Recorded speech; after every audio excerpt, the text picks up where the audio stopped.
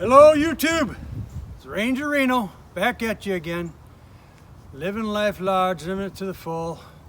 Working on the garden. This is the new and improved garden bed, raised bed process. I'm going to walk you through what we're doing, all the benefits of it. We got all sorts of wood and mulch, things to work in our benefit. And I think you'll enjoy what I'm about to tell you in regard to the finer details of how it's done.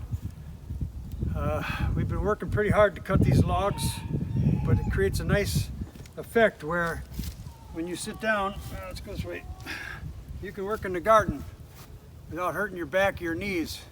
And when your right cheek gets sore, your left cheek gets sore, you go to your right cheek and you balance yourself out, helps your back, helps the whole 9 yards.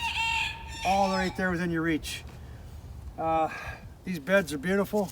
We're looking forward to putting out some produce, and we'll show you more of that when the production starts a little later this summer. So as you can see, we've got logs down underneath the soil. We'll be burying these in dirt along with all that mulch. This is referred to as kind of a modified approach to Hugelkulture.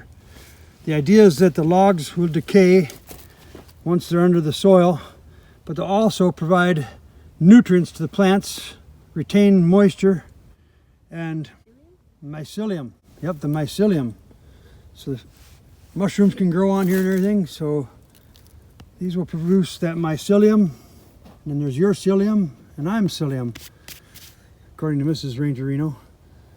Anyway, you know that. So here's the process. It's coming up nicely. We've got bed done here and there, a little bit of strawberry bed back here. That'll all be planted in vines and things once we get that working up. Kind of doing a no-till approach here. The other nice thing with these is they lend themselves nicely to a hot box approach where we can actually start some stuff earlier, warm it up and keep it free from frost. So there you have it, the garden effect that we're working on right here to produce everything we need to eat for ourselves, friends, neighbors, etc. Okay, so essentially we lay down the logs, then we lay down a layer of mulch, and sometimes our kitchen compost as well goes in here, right? And then here you can see composted manure over here. Give it a little bit of nitrogen. So between a little bit of cow manure I get from the neighbor and the chicken manure, we've got our good sources of nitrogen to help balance the effect between the composting consumption and absorption of nitrogen versus the need for the plants to have nitrogen. We line it on each side with the logs. Again, they create a nice seating area for working, reaching into the garden, access to everything. They last a long time. And then ultimately, we put the topsoil over the top to finish it off.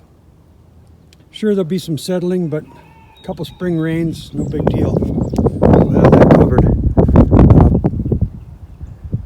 Gives you an idea how the whole modified Hugelkulture approach we use is done.